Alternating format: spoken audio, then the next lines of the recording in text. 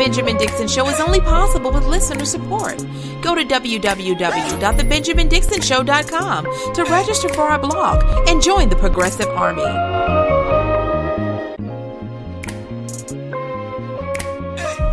Would you also agree that Emma Lazarus's words etched on the Statue of Liberty, "Give me your tired, your poor," are also part of the American ethos?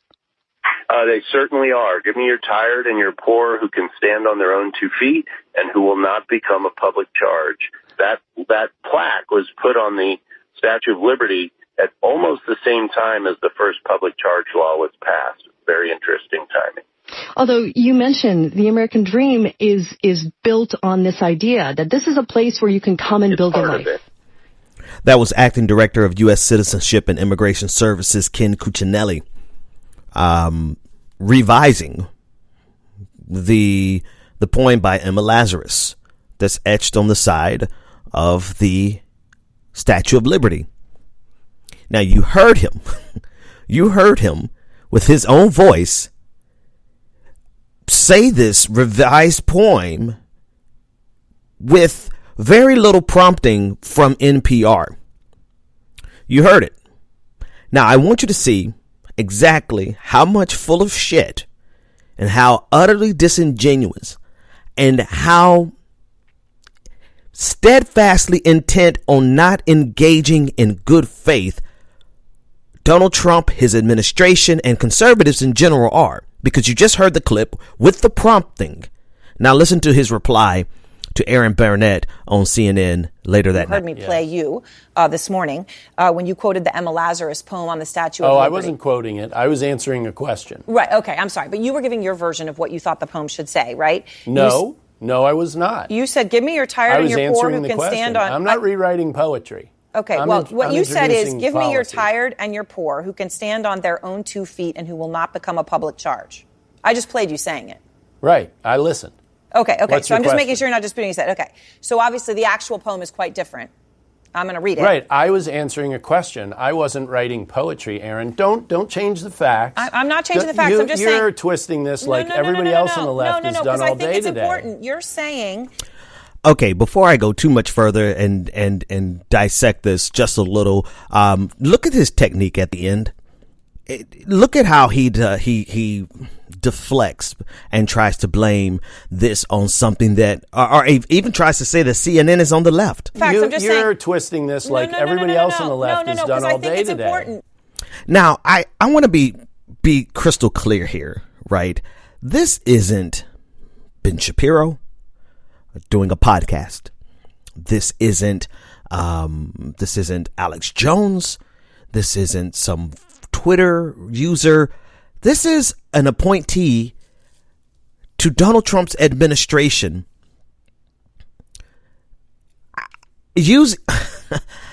I'm at a loss for words, not because I'm surprised that they are doing this, but because of the lack of effort that they put into it.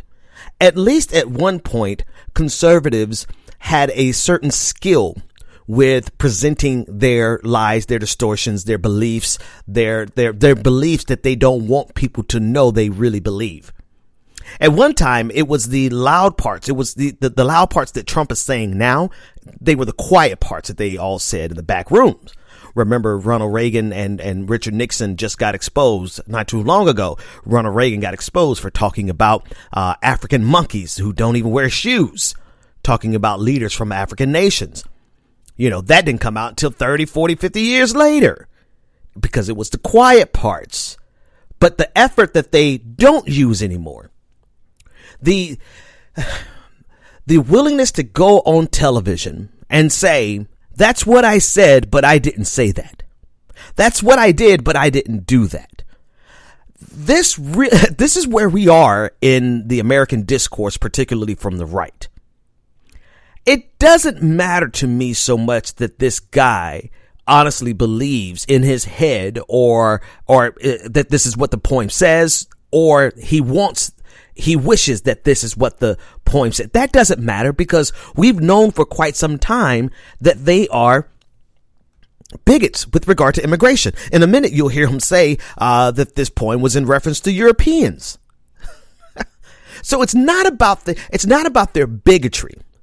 It's about the fact that we are in a place in the American discourse where a presidential appointee can go on television and say, that's what I said, but I didn't say that. That's what I did, but I didn't do that.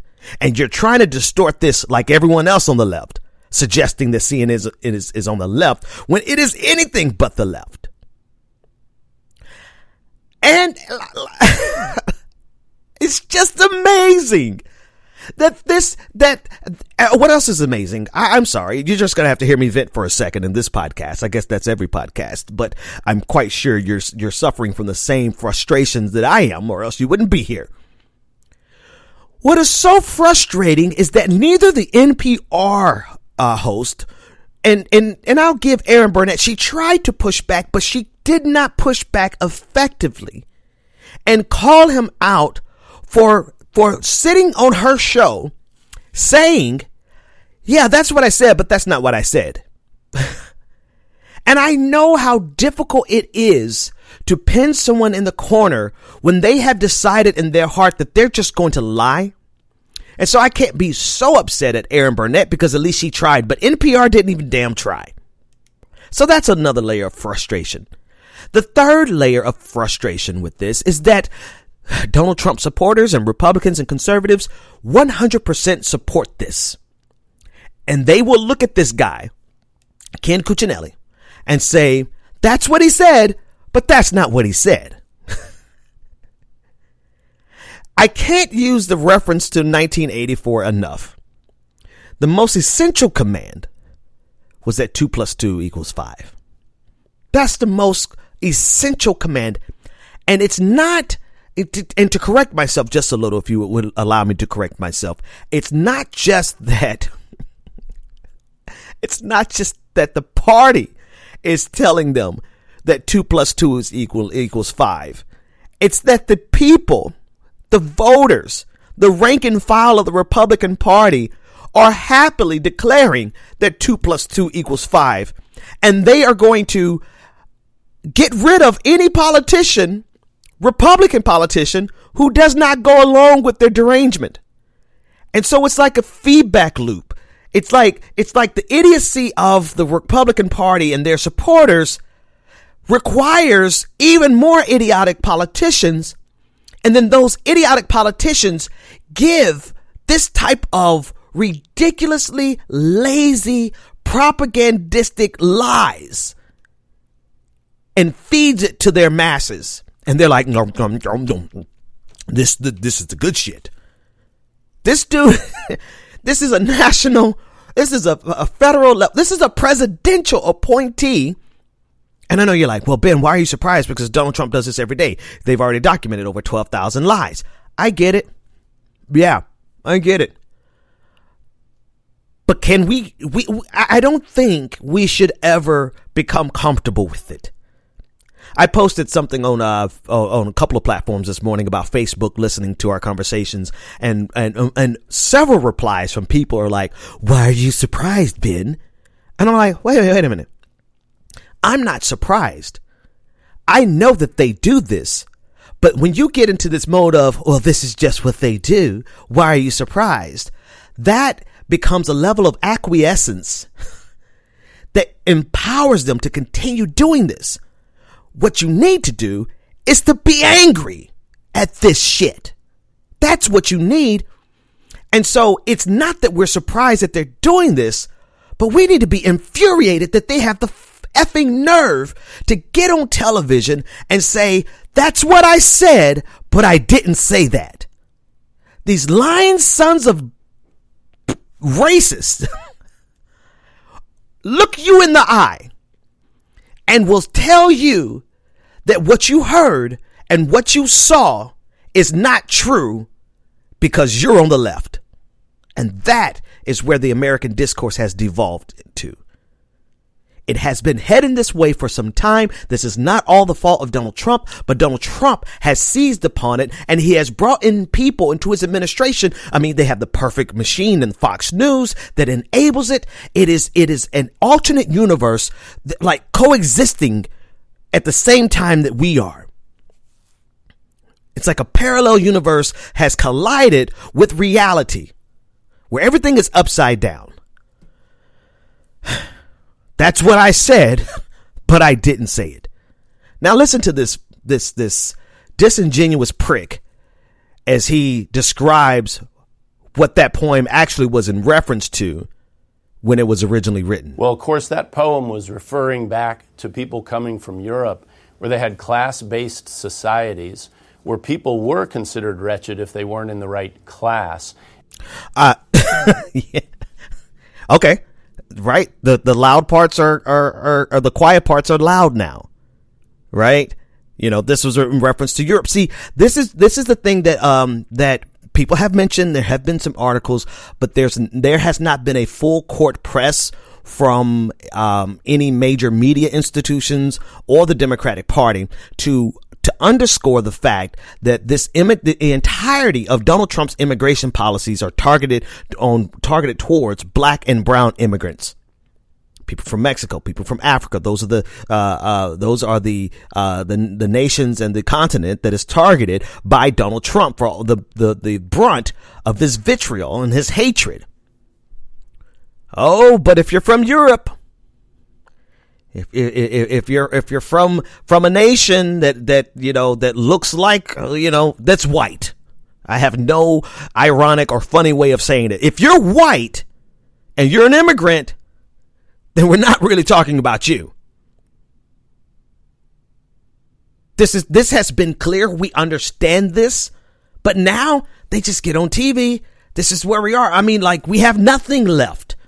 There is nowhere else to go in this discourse except for them getting on television and just outright wearing Klan hoods. And there's no need for them to do that because they could just put on their MAGA hats. Their MAGA hats. Got to make sure I say it with my Southern accent. That's what I said, but I didn't say it. That's literally where we are. The level of propaganda, the level of deceit, the level of deflections, the level of just the place that we are now. I don't know how we get back from. I don't know how we get back from this, except by hammering. Okay, let's take 3 seconds. Let's let this music play real quick. I'm going to reset and discuss how we actually move forward from this, because all is not lost. There's still hope for everyone who was worried about it yesterday and say, oh, Ben, you're so, you're making things seem so hopeless. Here's where you have hope. I'll be back in 2 seconds.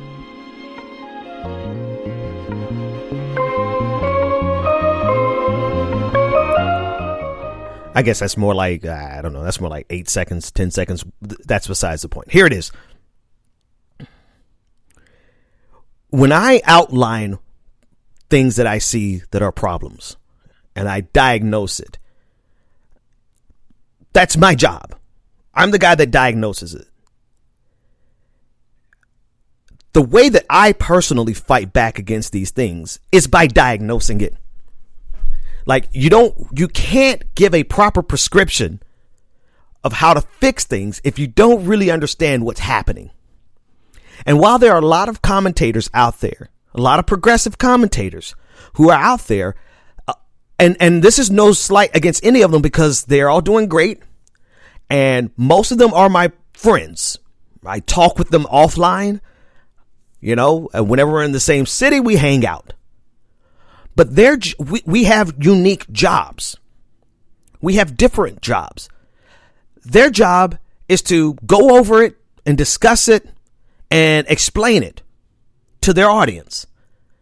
My job has always been to cut a few layers deeper and to help you understand what's really going on, to properly diagnose the games and the BS that's happening around us and to us.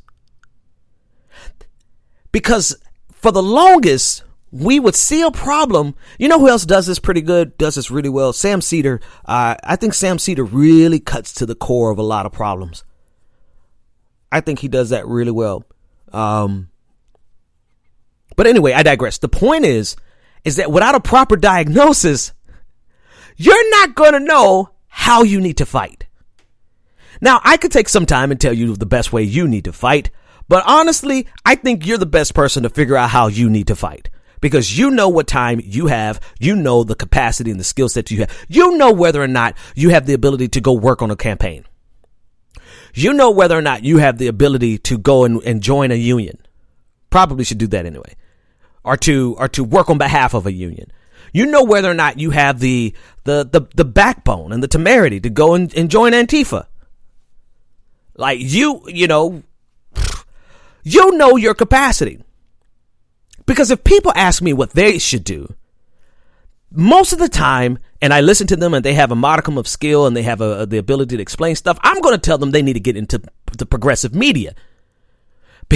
Because we have such a disadvantage when it comes to progressive media. What we do, this is equally as important as anything else.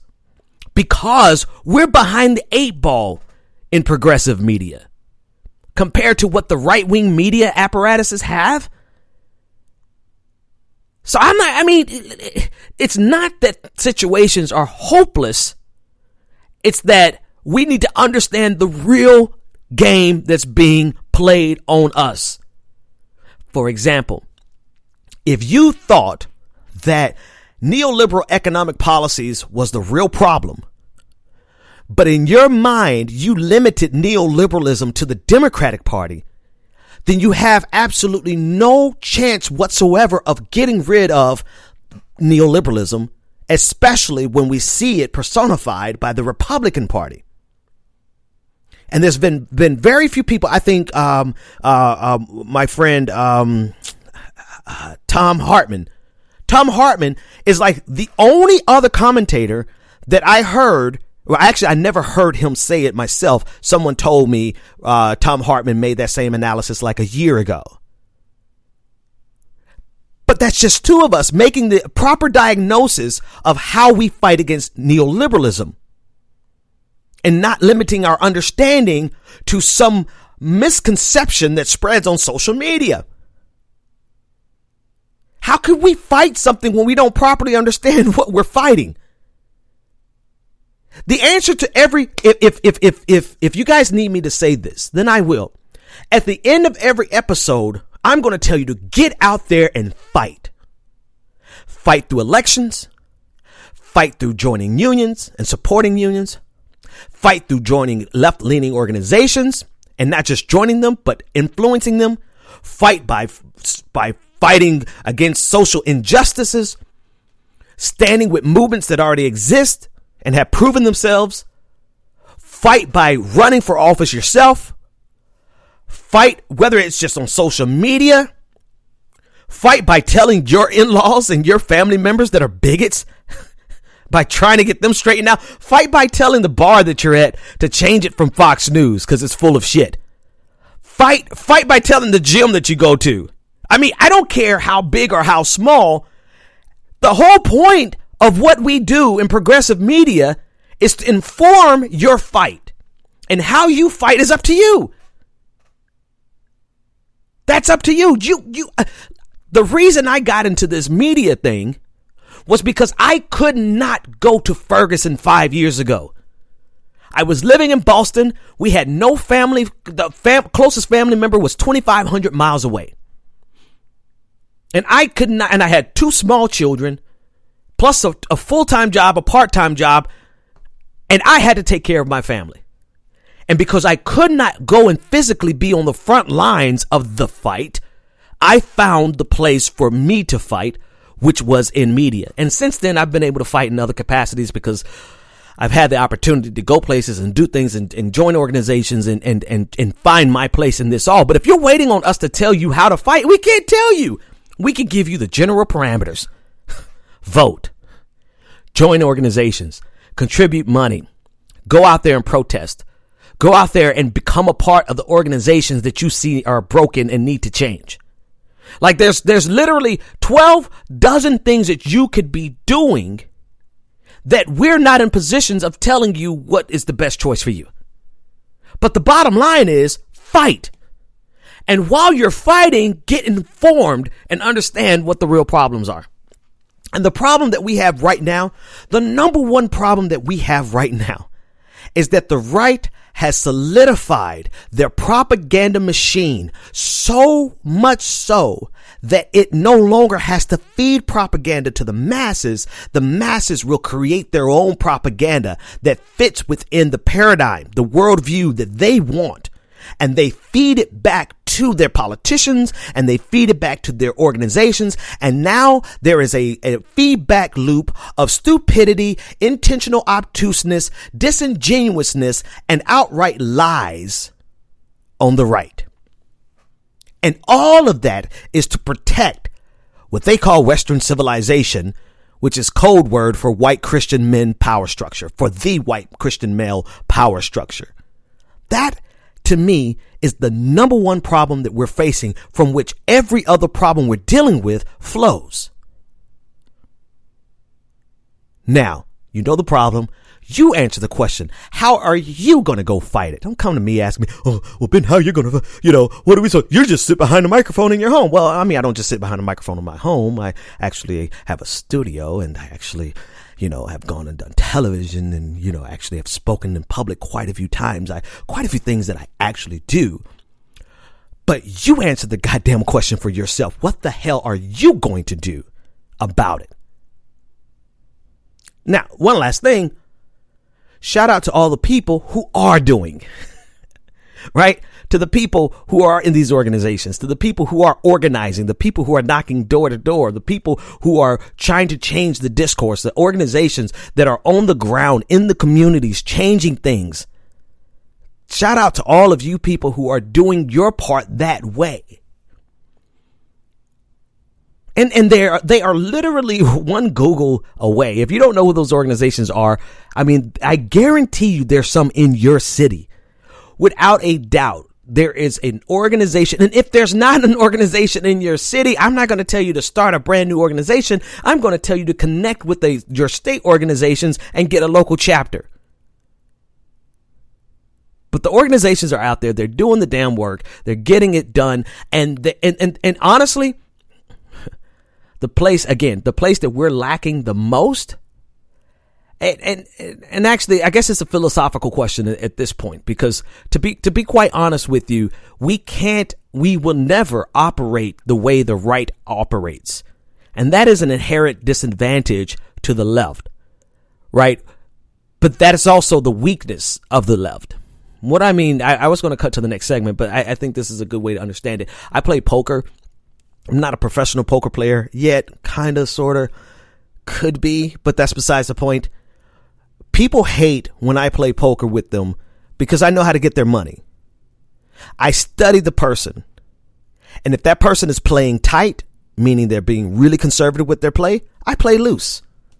If they're playing loose, then I play extremely tight. I won't give them a penny of my money because I play tight. In other words, I play the opposite way of my opponent. And when you do that, you have a good chance of winning. Now, obviously, they're poker. I have to have the skill of poker odds and everything. There's a lot more to it. But at the end of the day, what I've learned is if you play the opposite way of their playing. If you're in a place where everybody on the table is playing loose, you play tight and you're going to win more on average. What does that have to do with anything that I'm talking about? Conservatives understand how to analyze the left and play against our weakness, which we think is our strength, which could be our strength. I know it sounds crazy. It is our strength to have a certain level of integrity, that we will not operate the way that they operate. We will not operate with the lies that they operate with. We will not operate with the propaganda style that they operate with. But they saw that and they were like, you know what? This is also their weakness. And conservatives for the last 40 years have been doing the exact opposite. They have been doing the exact opposite of what we do. And they have solidified. They have 100% solidified an entire alternate universe that is built off of lies, distortions, and half-truths. And we can never operate that way to bring balance to this because that's just not how we operate. And so we are at a disadvantage. We're also at a structural disadvantage. But that's all the more reason we have to fight It's all the more reason everybody who's doing their job, it's everybody who's participating in this media, in this activism, in this organizing, in this get out the vote, and everyone is so important because we're fighting against a force that absolutely has no regard whatsoever to the truth. In fact, they weaponize lies, and they understand that the truth is our Achilles heel, and they use it against us all the time. So what do we do in that situation? You still fight.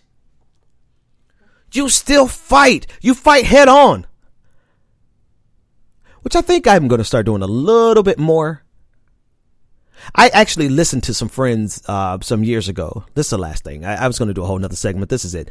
I was listening to some friends a couple years ago, and they told me, like, Bill, Ben, you shouldn't really debate these people, because if you debate them, nothing good is going to come of it. But you know what? What happens when you don't debate and when you don't challenge them and you don't challenge them head on, then their lies continue to spread unchallenged. And we can no longer we can't. It's almost too late. So we surely can't allow it to continue for their lies, for their distortions, for their half-truths, for their propaganda to go unchallenged. Whether or not it changes things for the better or for the worse, somebody's going to be listening, and somebody's going to see who's the disingenuous actor and who's acting in good faith. All right. Go fight the lies, people. Fight it with your media. Fight it with your family. For the love of God, some of your families are so screwed up. If you could change them, then you've changed the world. Some of you have in-laws that come to Thanksgiving or whatever holiday you guys celebrate, and they're so screwed up. Like, all you have to do is change, fight your family, and we can make the world. Some of you are related to police officers. Some of you have police officers in your bloodline who are actively engaged in their disproportionate targeting and police brutality in black communities, and you're asking us, how do you need to fight? Nigga, go fight your family. For the love of God, go fight your family. The point is, wherever you find a place to fight, the moral of the story is we are in the fight of a generation. And I don't think people understand the scale of it, right? I do not believe that people understand that we are genuinely in a fight that I think is deeper than any other fight we have fought in American history. Because we're not fighting a fight that can be won with weapons. We can't have a physical altercation to bring this to a resolution. We're fighting against the highest level of propaganda that has been enshrined within 50% of our voting electorate. Now, how do you win that? Inch by inch, day by day, fight by fight, conversation by conversation, election by election.